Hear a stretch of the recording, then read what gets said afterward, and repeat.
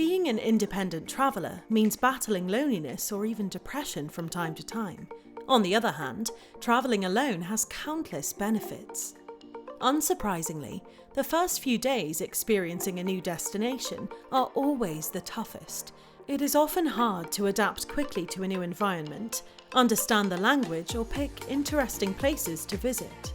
Even if you don't have any friends around, this fact must not bring you down, since being alone does not always mean being lonely.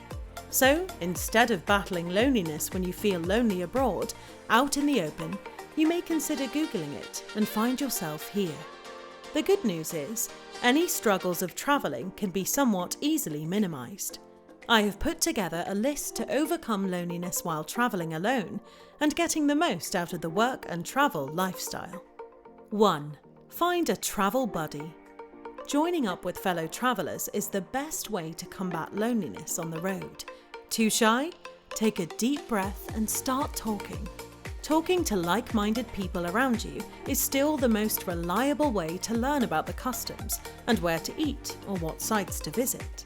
Spending a day seeing the best of the city can help you to bond with new folks and often pick up a travel friend. But there is a catch. Pick your tour carefully. It would be great if you could book a tour that is run by a hostel. That way, you're more likely to spend the day with other solo travellers. On the contrary, booking a tour from a hotel or a ticket booth, you may end up spending your time with groups and families, not the kind of stuff you want to face. There are also many solid informative forums and apps you could use to meet people as well, such as Couchsurfing. 2. Don't forget about your friends and family. Spending your time online chatting to your family or friends is a great reminder that you're not all alone. But talking or writing to people you know can be a double-edged sword. It can make your episode of loneliness more intense due to the distance from your friends. Try both options to learn whether this is a good or bad activity for you in the face of loneliness. 3. Take your time. Yes, I know there is always the temptation to fit in and tick off many sites as possible, but that isn't always the best thing to do. When I set off on my first trip, I made a huge mistake treating travel as a checklist. The Eiffel Tower, the Westminster Abbey, the Colosseum, the list goes on and on. However, there is much more to travel than exploring historical sites quickly. Take your time to soak in the culture and reflect on your surroundings. I'm not speaking about the actual speed at which you're travelling, but embracing a new way of thinking and the mindset you adopt to explore your destination to the fullest. Whenever I have a chance, I opt for spending at least a week in each city and have enough time to process everything I have seen. By staying a bit longer, you can really get to know the place and eventually form a new habit to travel slow, not fast. 4. Give yourself something to pursue.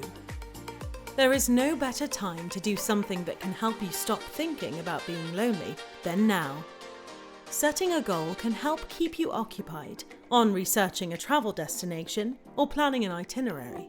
Stop questioning yourself. Stop listening to everyone else. Give yourself a mission to become a creator of your own journey. It has never been easier to choose a place to visit and make discoveries based on it. Don't fail to exercise your right to try something new and less predictable. Find the best places to travel alone in the US, or simply the best things to do when traveling. When I was in Rome, I made it my mission to unearth the best pizzeria in the city. While it was definitely a challenging task, it allowed me to see Rome in a new way and discover some lesser known but worthwhile venues. 5. Read a book. Reading a good book is my favourite way not just to overcome loneliness on the road, but to entertain myself at night when travelling alone. Reading new books or rereading my favourite books is a great distraction that tunes out the world and reminds me of the comforts of home. When I just need a break from practicing my Chinese or constantly exploring new destinations, these treasures come in. 6. Allow yourself the freedom to be spontaneous. Oftentimes, unplanned adventures are the best ones. Even when the very thought of an unplanned trip conjures up thoughts of fear, don't stress about it. That's a completely normal reaction, especially when travelling alone for the first time.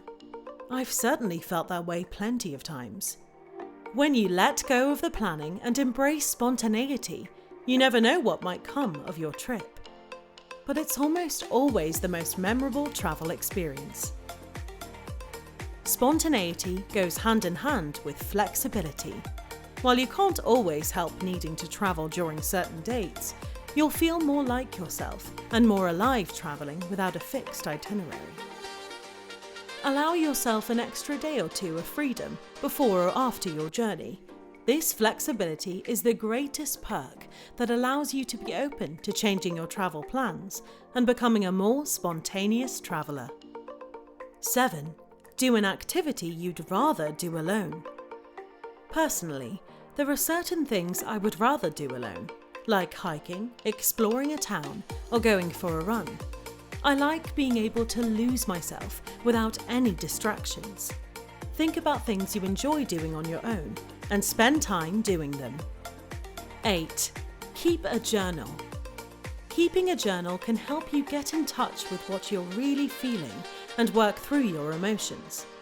Loneliness can be a very difficult thing to deal with, especially if you bottle up your thoughts. If you have nobody you can talk to yourself through writing. You can also turn your solo journey into a story for others. It's likely that others will be inspired by what you're doing, which can help give some purpose to your solo travel journey. I hope you like this video. If you want to know why travel makes you super awesome, then watch this video.